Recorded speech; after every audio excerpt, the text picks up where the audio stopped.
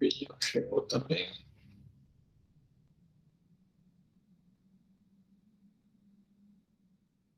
Vamos lá. Fugir um pouquinho. Bom dia, Rebelião.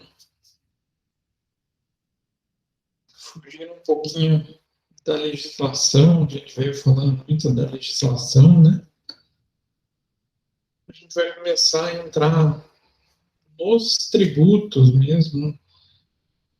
Falando as categorias de tributo que a gente encontra no nosso dia a dia. E depois a gente vai passar a ver os principais, os que mais afetam a vida da empresa. A gente vai ver as classes. Só para atrapalhar esses carros com som alto. Vamos falar um pouquinho dessas classes. Hoje a gente vai dar uma ênfase na figura de tributo sobre consumo.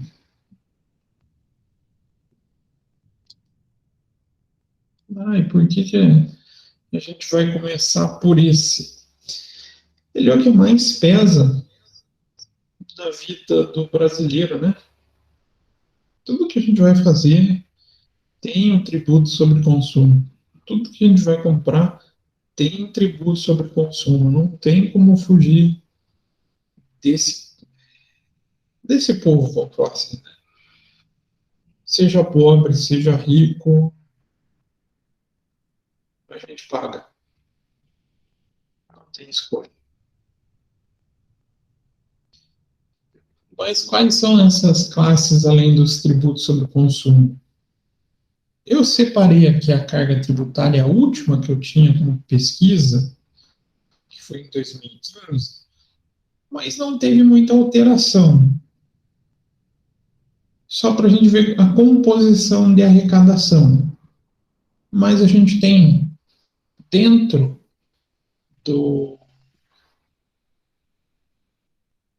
dessas classes o tributo sobre o consumo. Então, tributação sobre o consumo tem a participação de quase 50% da arrecadação. Significativo para o Estado, né? 50% do que vai para cofres públicos é do tributo sobre o consumo.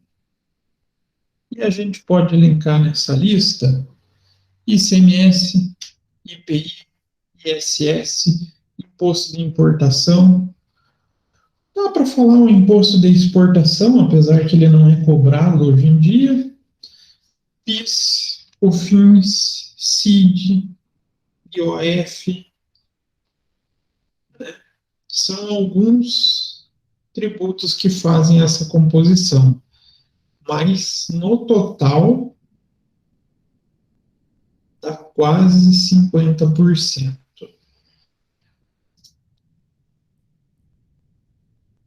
Aí a gente começa a entender o porquê que o Brasil é um país de custo de vida caro. Porque esse tributo é aquele que está lá no preço do material que a gente compra. Eu vou comprar uma simples caneta, aqui vai ter ICMS, IPI, PIS, COFINS. Então, algo que sai relativamente barato da fábrica vai se tornando caro pela soma desses encargos. Então, imagine, essa caneta aqui eu acho que eu paguei R$ 2,50, um pouquinho menos de R$ 2,50. Com certeza, para fabricar ela não custou R$ 1. Mas chega na nossa mão com um valor bem mais alto do que o custo, por causa desse tributo sobre o consumo. E outro problema dele é justamente a complexidade, né? Olha quantos a gente já não, só nos nomes ali, já não falou. as empresas manterem o controle disso não é nada barato. O volume de informação que as empresas têm que passar para o governo não são poucas. Isso torna também o custo tributário mais alto. Por isso que muita empresa reclama do chamado custo Brasil, né? Já escutaram essas reclamações de empresário? Principalmente para os estrangeiros, né? Eu monto minha fábrica porque o custo Brasil é elevadíssimo. Eu vou para outro país. É por causa desse nosso sistema tributário. Outro grupo, tributo sobre renda. Então, a gente pode chamar renda e contribuição social, apesar de ele ter um nome mais forte, né? Desculpa, gente. Tem um nome mais forte, imposto sobre renda, ele representa só 18% da arrecadação. Não é tão significativo assim, né?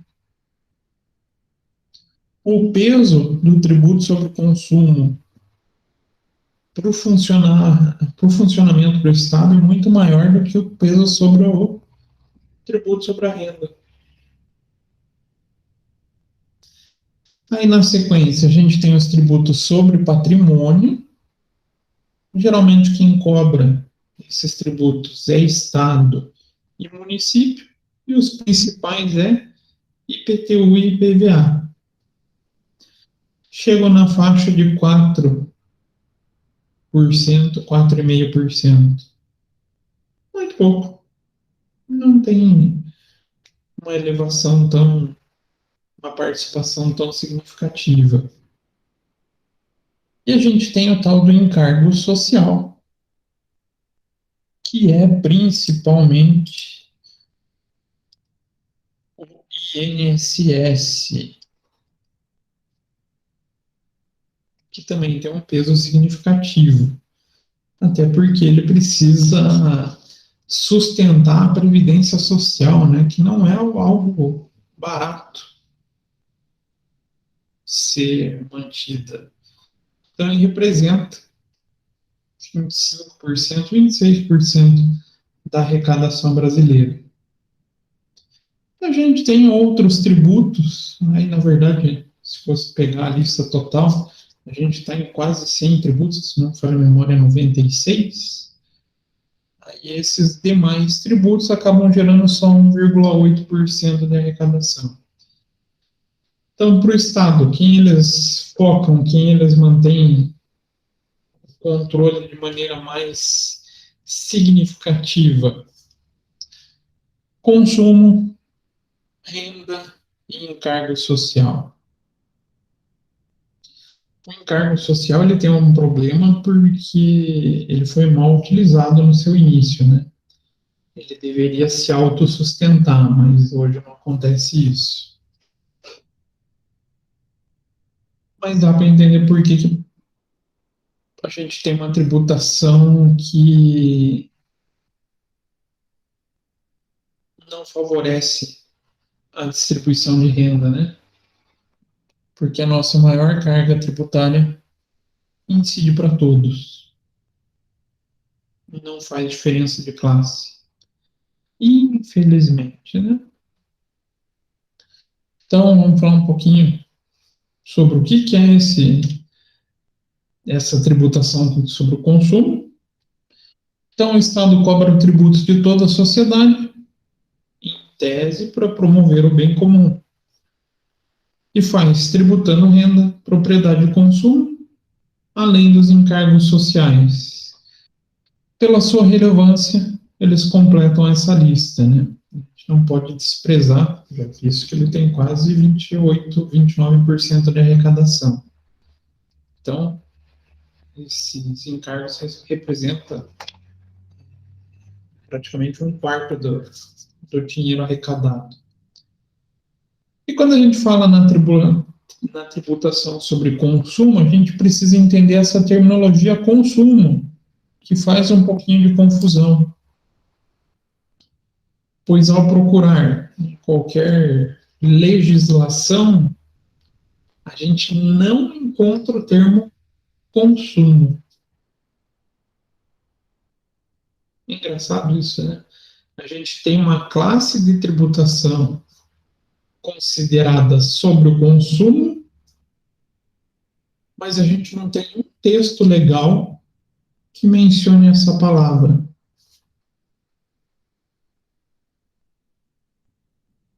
Estranho isso, né? Não tem um texto que faça essa menção. Então a gente acaba não encontrando nada que remeta à terminologia consumo.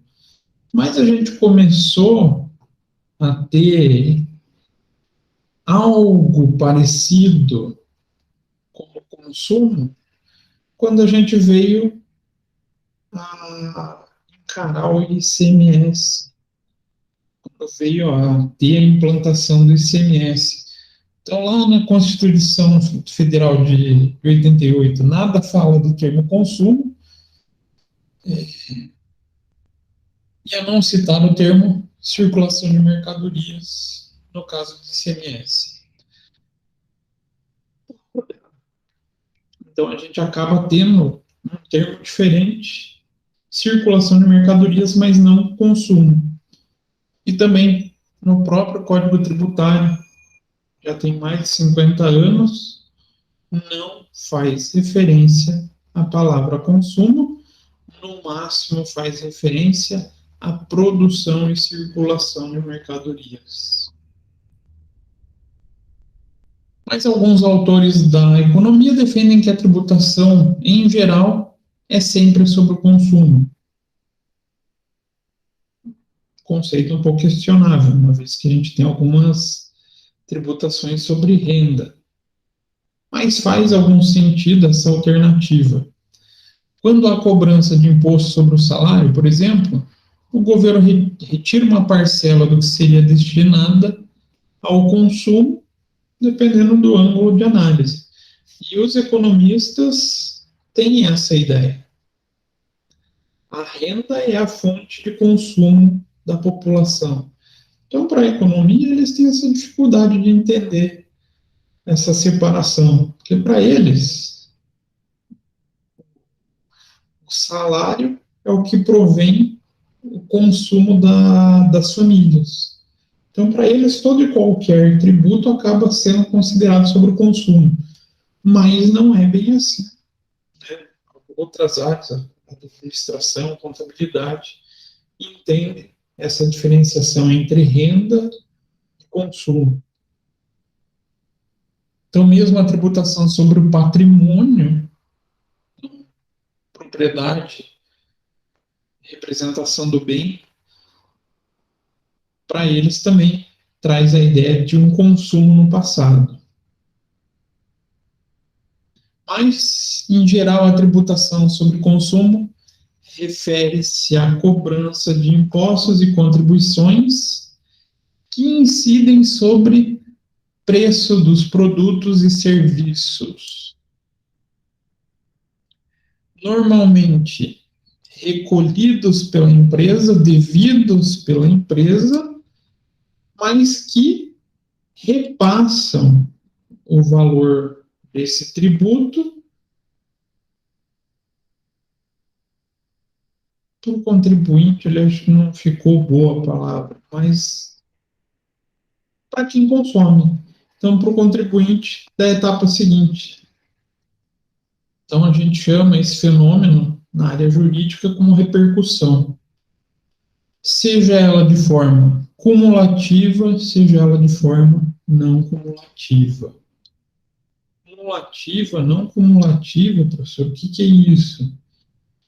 É a ideia de você poder ter direito a crédito de compras que você fez em um período passado e descontado que você vende em períodos futuros. Ou seja, o imposto não acumula. Já quando você não tem direito a crédito, esses impostos são tratados como cumulativos. Mas então a tributação sobre o consumo nada mais é dos valores cobrados, dos tributos cobrados sobre qualquer processo de venda de produto e serviço. Então, é o que mais ocorre no dia a dia e é o que mais gera renda, mais gera caixa para os governos. Então, se a gente parar para pensar numa reforma tributária, é fácil mexer nesses tributos? O que vocês acham? Sim, não. Não sei, professor. Só vocês pensarem, ó, representa 50% da arrecadação do governo. Seria fácil mexer em algo que representa metade da arrecadação do governo? Não. Não, não é, né? Ah, poderia ser unificado. Mas você já pensaram na repercussão que daria você falar, olha, sobre a tua venda você vai cobrar um único imposto de 50%. Não soa pesado isso? Um único imposto fosse 50%? Isso geraria muita repercussão social. Por isso que ninguém se atreve. Por isso que a gente tem uma série de dificuldades em falar em reforma tributária. Justamente para não mexer com um emaranhado que garante um alto volume de arrecadação e transformar em um único imposto com uma carga altíssima, onde facilitaria para a população perceber o quanto ela é, vamos falar assim, exigida pelo governo, né? Só você pensarem assim, quando tinha a coroa portuguesa aqui no Brasil, vocês lembram das aulas de história como que era feita a cobrança de impostos? Que falava do quinto. Vou cobrar do quinto. Então, tudo que tinha de movimentação, o governo cobrava um quinto da riqueza. Já foi motivo para revolta na época. Imagine você divulgar hoje para a sociedade que você cobra meio, meio, metade do que você tem. Seria muito mais difícil de controlar os ânimos dos contribuintes, né? Então, por isso, essa tão falada reforma tributária que a gente escuta tanto em noticiário, tanto em discussão no meio jurídico, no meio empresarial, aí é um ponto de vista particular meu, tá? Não vai sair nunca,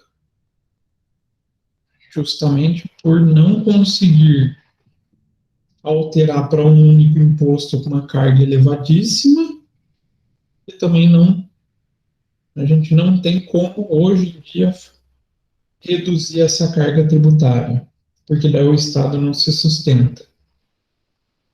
A gente entra numa seara perigosa, né, que é a política. O Estado não se sustentar porque é uma máquina inchada, né? Assim, a gente tem gastos ali que são duvidosos, caros. Então, fazer uma reforma administrativa é complexa. Vocês devem ter escutado das reformas administrativas esse tempo atrás. Escutaram? Não? Mais ou menos. Quando começa a falar, vamos fazer uma reforma administrativa. grupos, tanto de servidores, grupos políticos, começam a se manifestar ou a se movimentar para tentar não ser afetado. Aí não consegue nunca fazer uma reforma administrativa, como deveria ser, né? Então a gente tem uma solução aí bem difícil para ser encontrada e que, na minha perspectiva, vai levar muito tempo para ser revista. Então, enquanto isso, a gente convive com esses tributos sobre o consumo. Então, no Brasil, a gente tem uma multiplicidade de impostos e contribuições que afetam diretamente o preço final de bens e serviços. E a gente vai tratar eles de maneira mais detalhada nas próximas aulas. A gente vai ter dentro de uma sequência de aulas esse tratamento desses tributos sobre o consumo, os principais, tá? E a gente vai começar falando um pouquinho de cada um deles.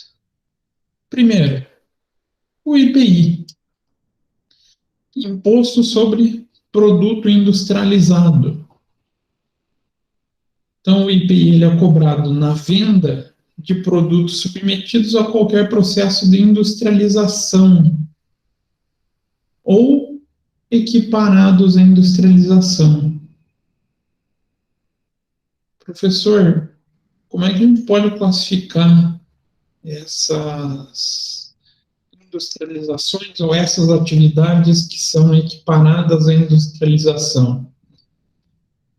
A gente tem 5 classes de processos empresariais que são classificados como industrialização e sofrem incidência do IPI.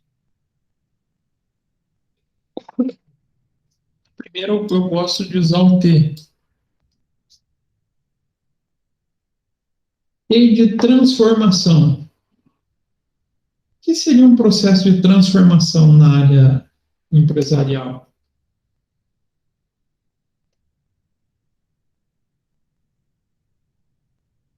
Transformação.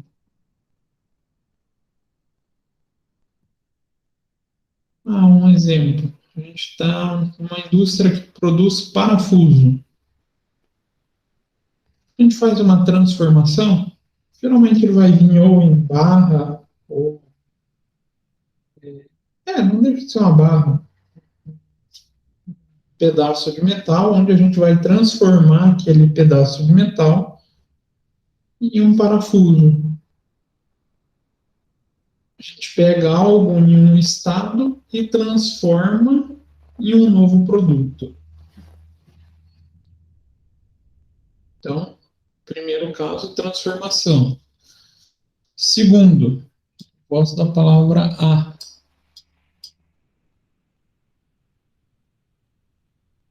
Poxa, o que será que vem de industrialização com A?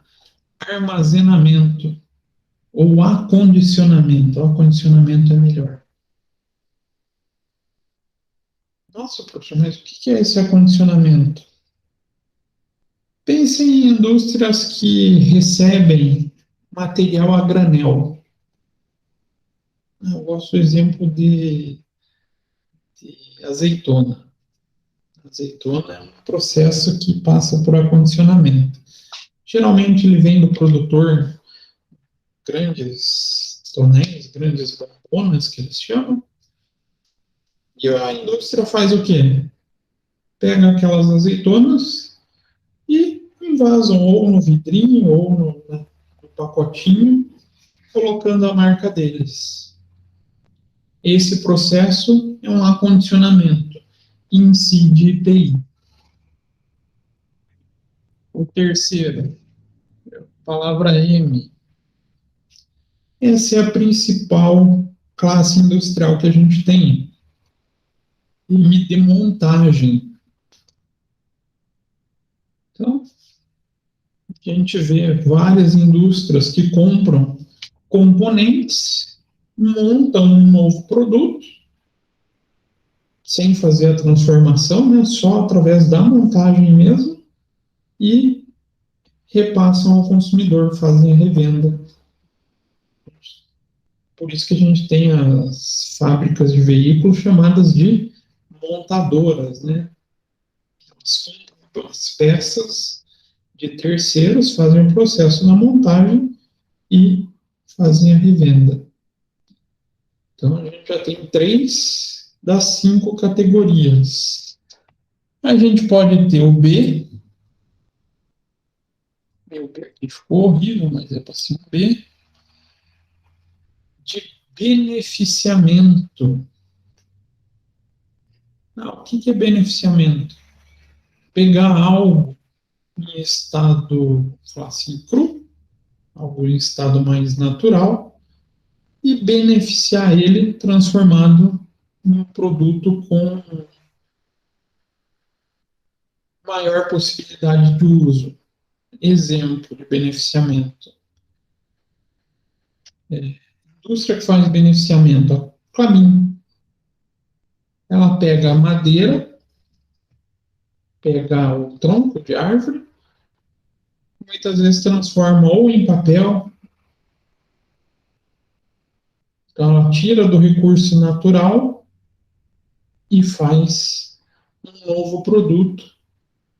No caso deles, eles fabricam papel, fabricam compensados, fazendo o beneficiamento da madeira.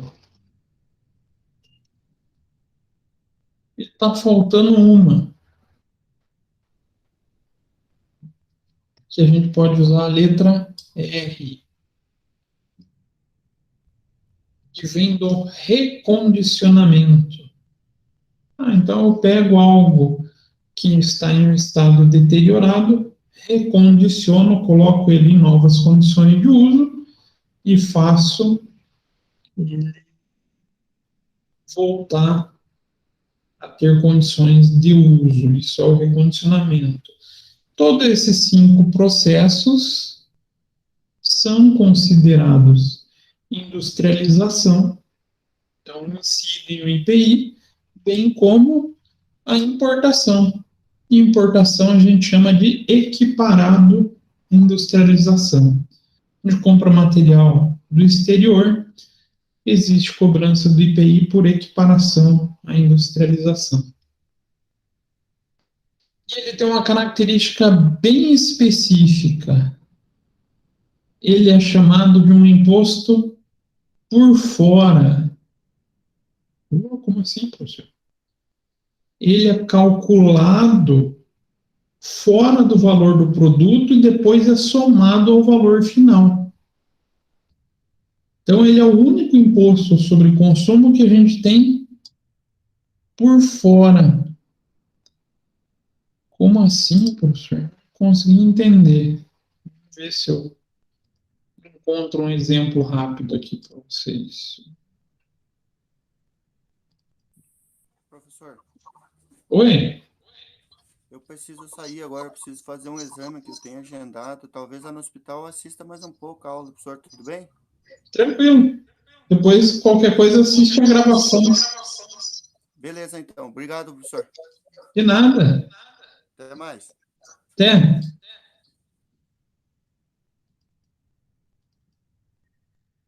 Ver se eu acho uma que tenha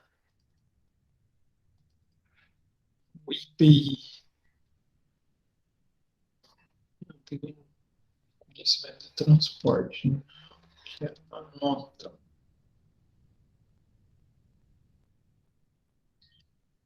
Essa só tem frete.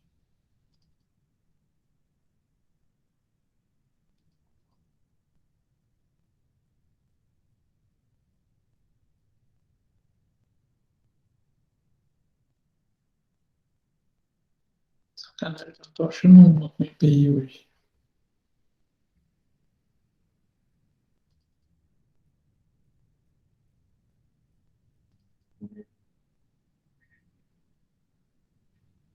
Deixa eu clicar no cliente para ver.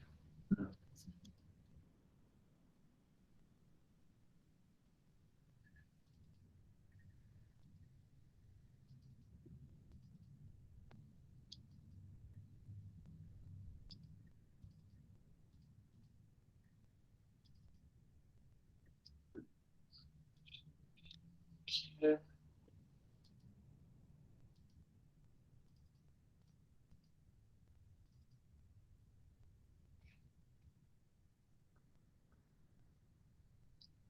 Nossa, se eu estivesse procurando substituição tributária, eu não achava.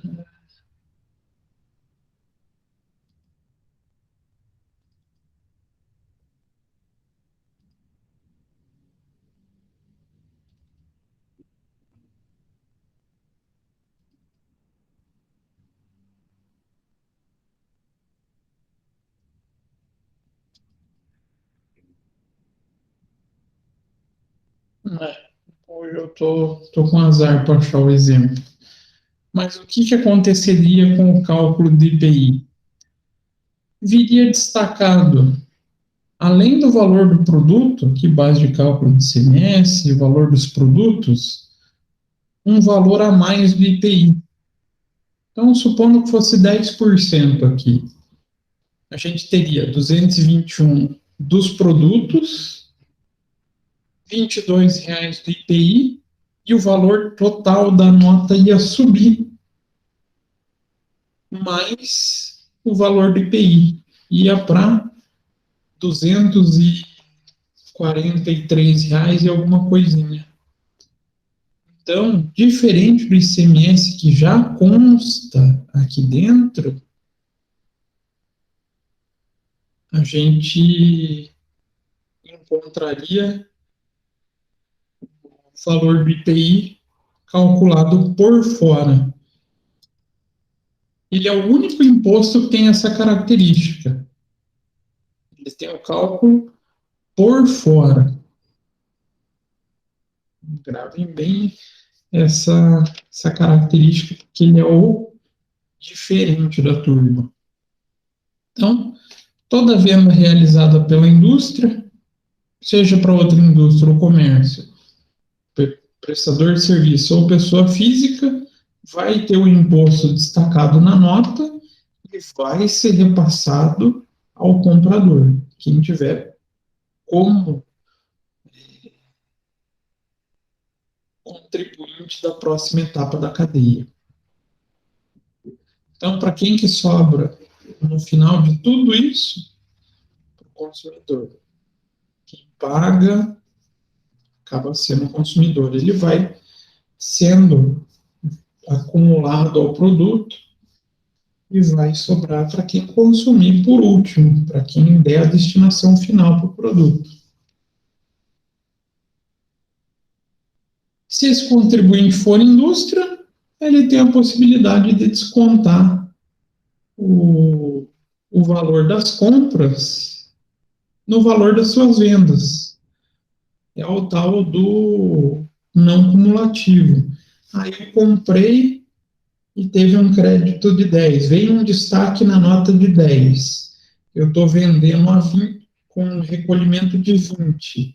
Para fazer o cálculo de imposto devido, eu pego o 20 que eu estou devendo, menos o 10 que eu tenho de crédito e faço recolhimento só da diferença. Isso seria uma tentativa de deixar o imposto somente sobre o valor adicionado. Mas não funciona tão bem assim. Então, se for comércio ou prestador de serviço, aí já esse imposto não permite mais o direito a crédito e vai ficar acumulado no valor do produto. Então, quem passa a assumir o ônus é o contribuinte que está fazendo a compra. Então, lá em 2015, ele representou 2,5% do montante tributário recolhido no Brasil. Não é muito, né? 2,5%. Ele tem um caráter também extrafiscal, para controle incentivo ou não de benefícios fiscais. Então, por isso ele não tem tanto volume de arrecadação, mas tem sim essa expressão de conseguir fomentar algumas atividades conforme a necessidade do governo. Segunda classe, essa eu já deixei as duas juntas. Imposto de importação, essa é bem cobrada.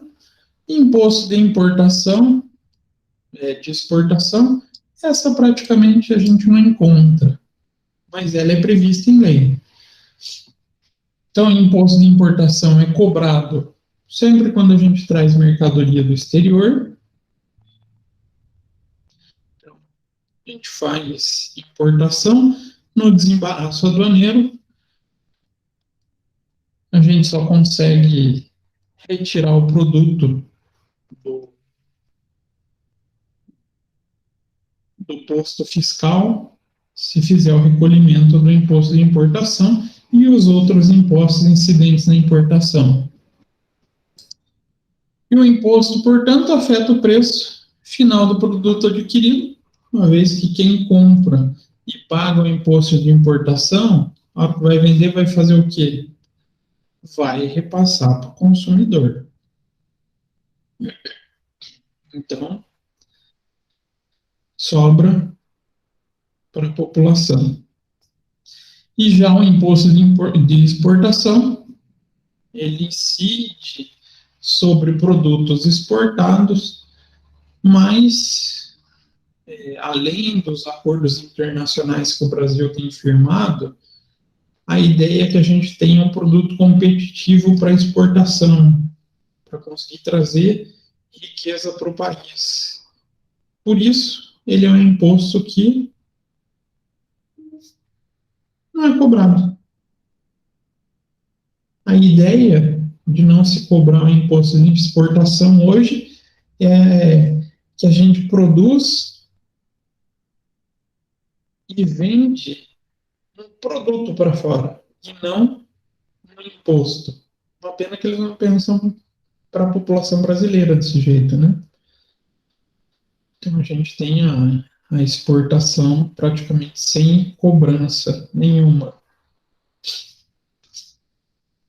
E esses dois impostos sobre o comércio exterior também têm participação baixinha.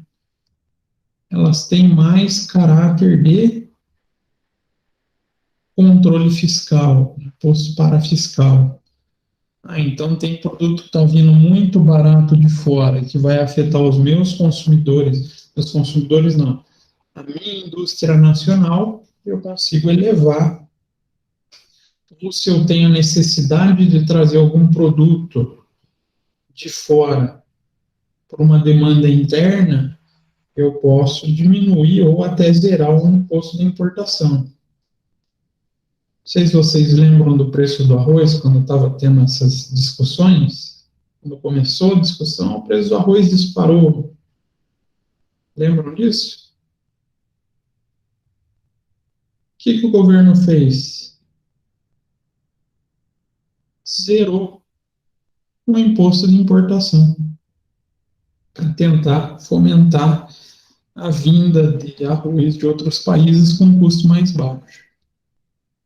Então, esses dois impostos, eles não têm uma característica ou um peso relevante no nosso sistema de arrecadação. Aqui, sim, a gente tem um imposto que onera.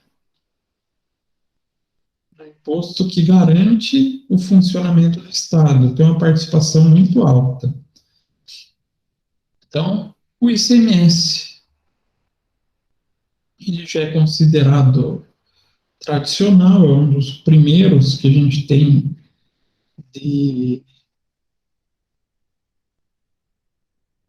sobre o consumo, e é um imposto sobre circulação de mercadorias e serviços. Aqui a gente está com o nome simplificado. Na verdade, imposto de circulação de mercadorias e serviços de transporte intermunicipal, interestadual e serviços de comunicação e telecomunicações. Então, o nome é bem grandinho, né? E ele é de competência estadual e ele tem a cobrança chamada por dentro. Então, do valor que a gente vê o preço na prateleira, vamos falar assim, do supermercado, ali já tem o ICMS embutido.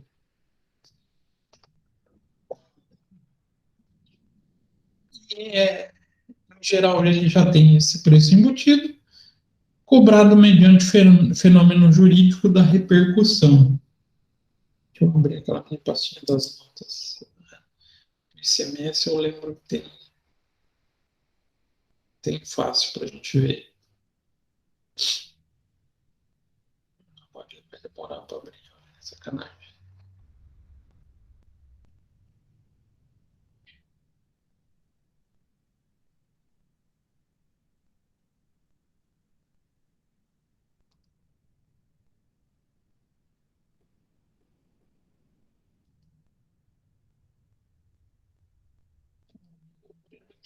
Aqui tem.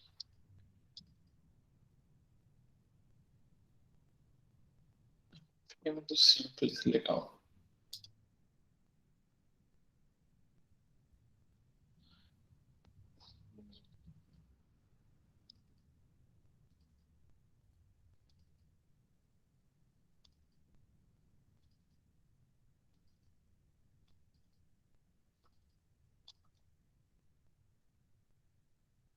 Muito simples. Oh, sacanagem. Aqui, essa tem o ICMS. Então, como é que a gente enxerga que ela é cobrada por dentro? A gente tem o valor do produto. Então, está aqui atrás o valor do produto, valor unitário, valor total. Então, o valor do produto, 184,82. E já aqui, na nota fiscal, traz o valor do ICMS. Base de cálculo, 184,82. Dando o valor desse produto, eu vou ter 33,27 de ICMS. Mas o valor da nota permanece o mesmo. O valor que eu vou ter que pagar para o fornecedor é o 184,82. Ou seja, 33,27 já está embutido nesse valor. Por isso, ele é considerado um imposto por dentro. Essa é a característica do imposto por dentro.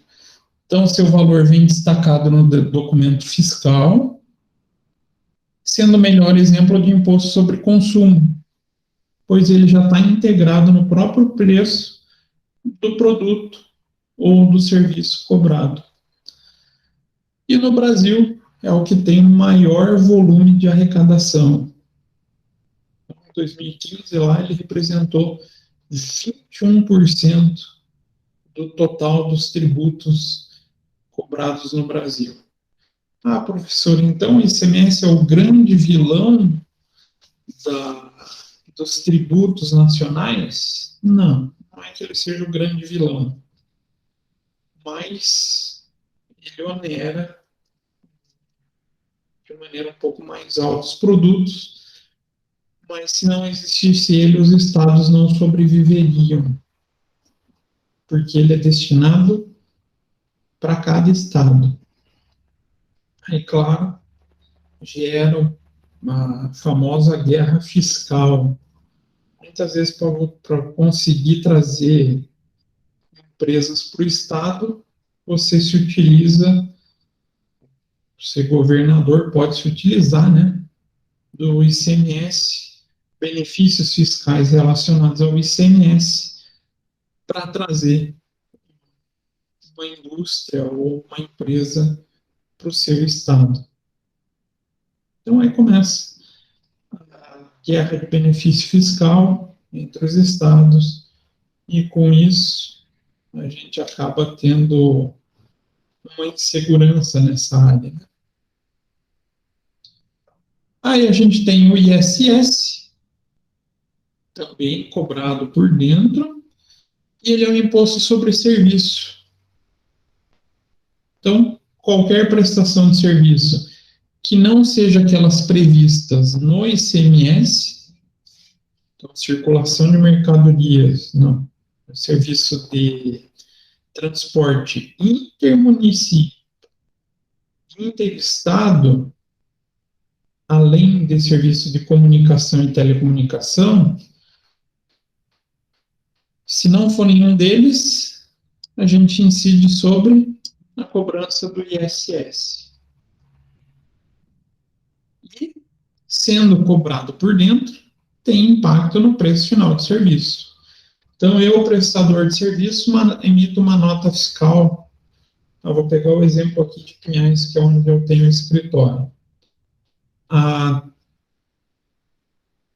R$100. O ISS aqui é 2%. Então, dentro dos R$100 que eu cobro no meu cliente, eu já sei que 2% vai ser destinado para a prefeitura. Então, a gente tem esse imposto também com uma representatividade baixa. Até porque o volume, se a gente comparar entre prestação de serviço e consumo de bens e mercadorias, serviço é muito menos, né? Então, a gente tem só 3% da arrecadação de ISS. É pouco, né? Sinal que a gente presta pouco serviço.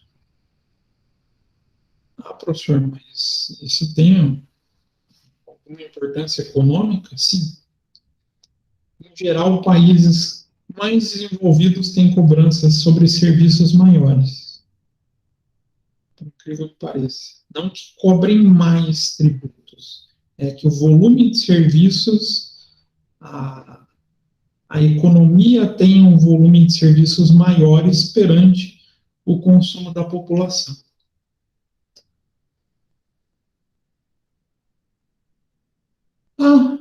Esses dois vêm sendo também discutidos há algum tempo. Duas contribuições, a PIS e a COFINS. Então, Programa de Integração Social, PIS, Programa de Formação do Patrimônio do Servidor Público, PASEP, e a contribuição para financiamento da Seguridade Social, COFINS, são cobradas em regra sobre a receita geral das empresas. Em regra, porque é um dos impostos, acho que ele só perde para o imposto de renda, que tem mais particularidade, tem mais detalhe para fazer uma apuração, para você conseguir levantar o valor a ser arrecadado. Então, ele é um dos mais complexos. E ele também pode ser cobrado tanto de órgãos estatais e também de entidades sem fins lucrativos. Ah, professor, mas entidades sem fins lucrativos não entra lá na característica de isenção? Entra na isenção de imposto. PIS e COFINS são considerados contribuições sociais, não são abrangidos pela imunidade das entidades sem fins lucrativos. E a maior parte da arrecadação desse tributo vem da receita com vendas e serviços feitos pelas empresas. Consequentemente, afeta diretamente o preço dos bens e serviços. Então, também é considerado um imposto por dentro. Como é que a gente vê? A gente tem aqui, ó, destaque de 1,21 de PIS, 5,55 de COFINS. Mas esses dois valores já estão inclusos dentro do valor do produto. Então, o valor que eu estou pagando, R$ 184,82, já vai estar lá dentro, já vai estar sendo cobrado 33 de ICMS, 1,21 de PIS e 5,55 de COFINS. por isso chamado imposto por dentro. Então, quem é o único imposto chamado por fora que vai ter o destaque no seu devido campo na nota fiscal e que vai acabar incidindo no valor total a ser cobrado do cliente, o IPI.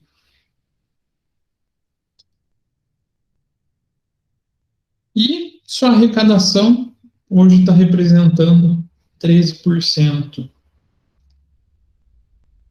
Valorzinho também já mais expressivo, né? Por isso que o pessoal não mexe muito nele. A CID, esse é um imposto parafiscal também, mas incide sobre o consumo. E ele, basicamente, incide sobre a parte de combustíveis. Então, a contribuição sobre domínio econômico é cobrada em dois casos: na venda de combustíveis, afetando o preço final da venda nos postos, e também cobrado na remessa de serviço com tecnologia ao exterior. Um dos raríssimos casos de exportação que sai com algum imposto. Não é um imposto sobre exportação, mas a CID incide. Ficou estranho, né? A CID incide. A CID acaba recaindo sobre serviços com tecnologia que a gente remete para o exterior. Então, a gente fez o desenvolvimento de um software enviando para o exterior. Vai ter a cobrança de CID. E a arrecadação dela representa uma quantidade bem pífia, né? Bem insignificante sobre a carga tributária, sobre a arrecadação do Estado brasileiro. 0,3%. E olha que a gente tem um volume de combustível, venda de combustível bem alta, né?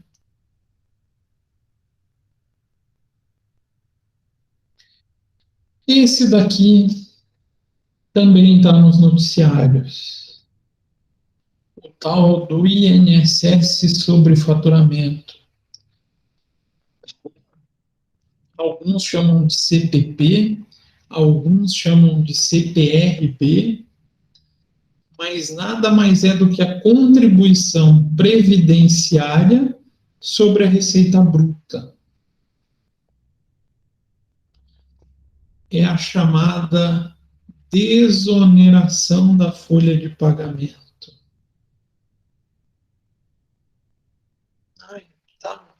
Tá sendo muito discutido. É só a gente jogar na internet que a gente percebe. Ver o quanto esse cara tá na pauta. Notícias. Só.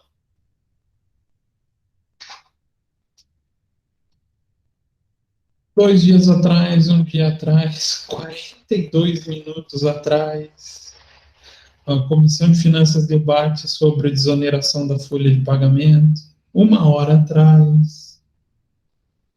Algo está bem atual, né, para a gente pensar. Pode ser que a gente comece a disciplina e termine a disciplina sem ela existir. Eu acho improvável que ela desapareça. E ela tem o quê? Qual a finalidade? E por que ela recai sobre o consumo?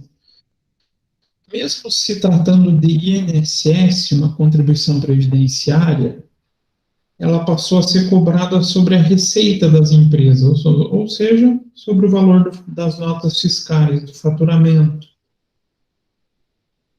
como uma forma de diminuir os encargos para a contratação de pessoas. E isso gerou benefícios para várias categorias, né, para vários ramos econômicos. Realmente deixou a folha mais barata. E tá para vencer a legislação, e se não for revogada, renovada, né, ela vai acabar voltando a ser sobre o valor dos salários. Muitas empresas vão ter que acabar demitindo para conseguir manter essa folha de pagamento. Então, por isso essa grande discussão. Então, nos últimos anos, o governo vem tentando reduzir a cobrança sobre a folha de pagamento e passou a fazer essa cobrança da contribuição previdenciária pública, ou também chamada de contribuição previdenciária sobre a receita bruta, né? Sobre a receita bruta das empresas, independente do número de empregados na folha de pagamento. Totalmente calculado, então, o INSS calculado sobre o valor da receita. E a estimativa de arrecadação total em relação, quer dizer, a estimativa de arrecadação em relação ao valor total é que ela compõe 4,2% da arrecadação. Significativo, né? Não tanto igual ao INSS, que dá 20%, mas 5% da arrecadação brasileira já é valores bem altos, a gente pode falar, né? Bem significativos. E a gente pode trazer aqui o último dos principais tributos sobre o consumo, o IOF. Ele é cobrado em operações financeiras, sobre 4 tipos de operações financeiras: operações de câmbio, operações financeiras, empréstimos, seguros. Acabei já falando, né? Empréstimo, seguro está aqui. Operações financeiras, seguro e crédito. Então, vocês vão fazer um financiamento de um carro. Opa, o dinheirinho que vocês pegarem vai ter uma cobrança de IOF. Ah, eu vou fazer seguro do meu carro, vai ter uma cobrança de IOF. Então, vocês vão estar consumindo um serviço financeiro e dentro desse serviço financeiro vai ter a cobrança do IOF. Então, os 2 últimos anos têm batido recorde da cobrança de IOF, mas em 2014 ele girava em torno de 1% da arrecadação. E ele também tem um caráter parafiscal. Eu posso aumentar e diminuir a cobrança de IOF de acordo com a necessidade de operações financeiras que eu preciso. Exemplo, eu quero que a população tenha mais acesso a crédito, eu quero deixar o crédito mais barato. Eu posso diminuir ou mesmo zerar o IOF. Daí o povo tem mais acesso a crédito. E pode aumentar o consumo. Então, eu posso mexer na economia através do crédito, trabalhando as alíquotas do IOF. Mas em termos do montante arrecadado para o Brasil, é bem pequenininho, né? 1%. Se bem que 1% já seria o suficiente para, em termos pessoas mortais como a gente, né? Meros mortais, já seria o suficiente para resolver nosso problema para o resto da vida. Mas para um Estado, para o governo, um valor que não faz assim uma diferença tão significativa. Aí a gente também tem a classe dos tributos sobre o patrimônio. São 2 os principais e 2 bem delicadinhos. Então a gente tem o imposto sobre o patrimônio realizado pelo Estado, pelo município, e vem por meio da cobrança do IPVA e do IPTU. Então, os municípios cobram IPTU, os estados cobram o IPVA. E a gente também pode ter a cobrança sobre o patrimônio na hora de transmitir do repasse de uma pessoa para outra, que são o ITCMD, Imposto sobre Transmissão, Causa, Morte e Doações. Então, estou recebendo a herança. O Estado vai ficar com um pouquinho da sua herança. Não, eu estou vendendo o meu imóvel para uma outra pessoa. Opa, sobre essa venda, aí vai incidir sobre imposto, transmissão, inter vivos de bens imóveis, tem a cobrança do ITBI. E sobre a propriedade, o governo federal cobra um único imposto. Era para ter dois, mas um, obviamente, nunca vai sair do papel. A União cobra sobre a propriedade rural. Então, o ITR, Imposto sobre Propriedade Territorial Rural, ele é cobrado pela União, e a tendência desse imposto é passar a ser cobrado pelos municípios. Mas ainda não saiu nada que altere a legislação sobre essa cobrança. Existe a discussão jurídica sobre essa mudança de competência, mas ainda hoje quem cobra é a União. E o outro tributo, esse é a lenda, que incide sobre o patrimônio, é um imposto sobre grandes fortunas, previsto na Constituição Federal e que, curiosamente, nunca foi regulamentado. Por que será? Será que tem gente que tem interesse em que não exista essa cobrança? Inclusive gente que mexa com a legislação, os próprios políticos? Se torna lenda, né? Imposto sobre grandes fortunas. E deveria ser cobrado, né? Seria útil à sociedade como forma de distribuição de renda. Mas não é, não tem. Infelizmente, a gente tem esse déficit. E a gente tem a última classe, que é o imposto sobre a renda. Esse a gente vem sofrendo com a falta de atualização dos valores. Mas a tributação sobre a renda basicamente ocorre sobre o viés de dois tributos. Então, a gente pode falar que a tributação no Brasil possui uma conotação diferente em relação ao padrão mundial e a existência de dois tributos sobre o lucro. Quanto mais comum, seria apenas através de um. O Brasil é o único que conseguiu criar mais um em cima disso. A gente vai para outros países, a gente costuma ver um tributo sobre o lucro só. Aqui a gente consegue ter dois, e com várias particularidades. Então, a gente tem no Brasil, além do imposto de renda, a contribuição social sobre o lucro líquido.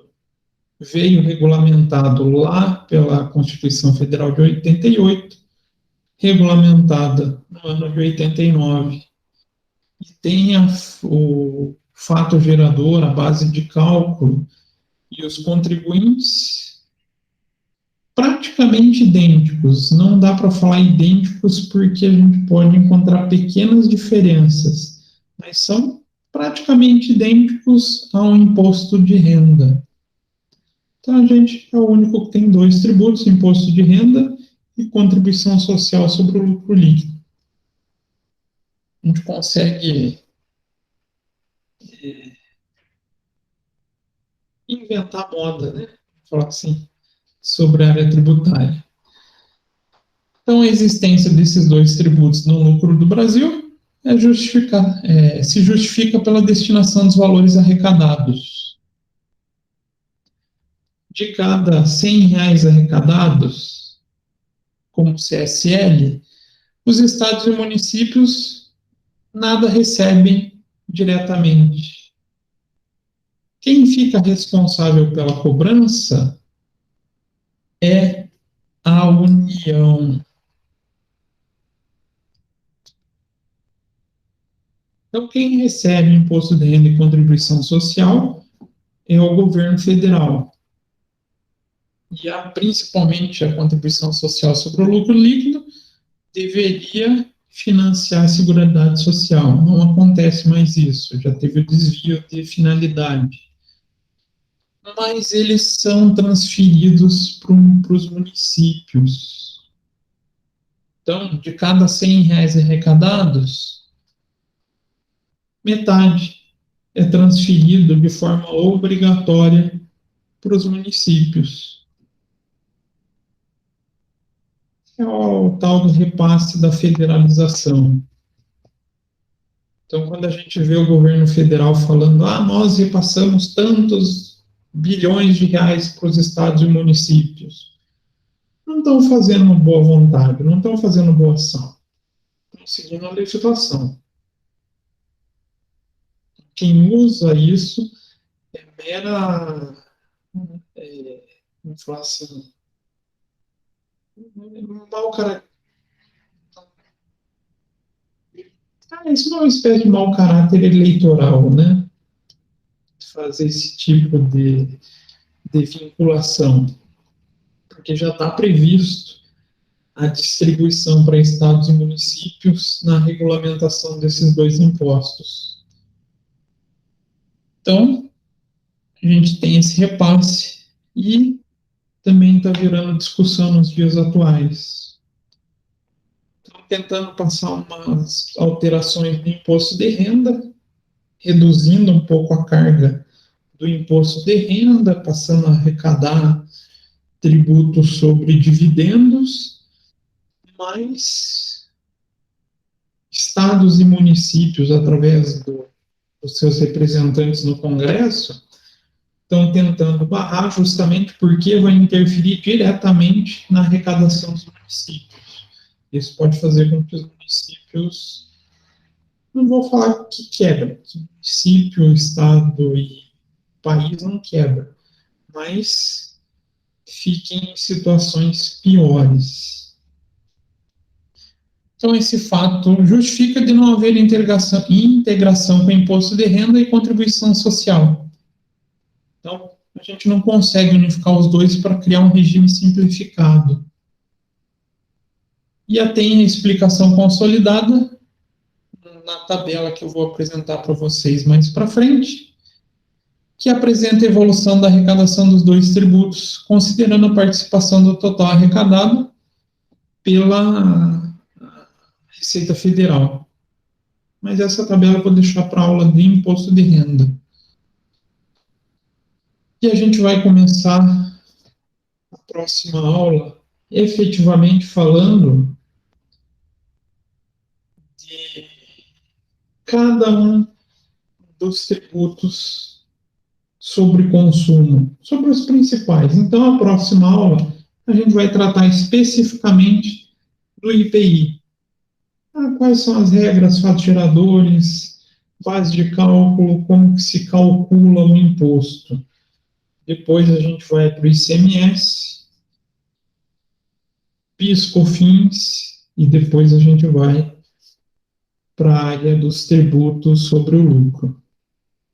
Agora a gente vai avançar na parte mais prática da, da área tributária, saindo um pouquinho dessa área legislativa.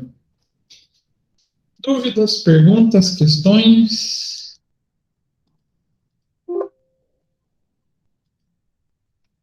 Vocês já estão aí, cochilaram? Eu acho que cochilaram.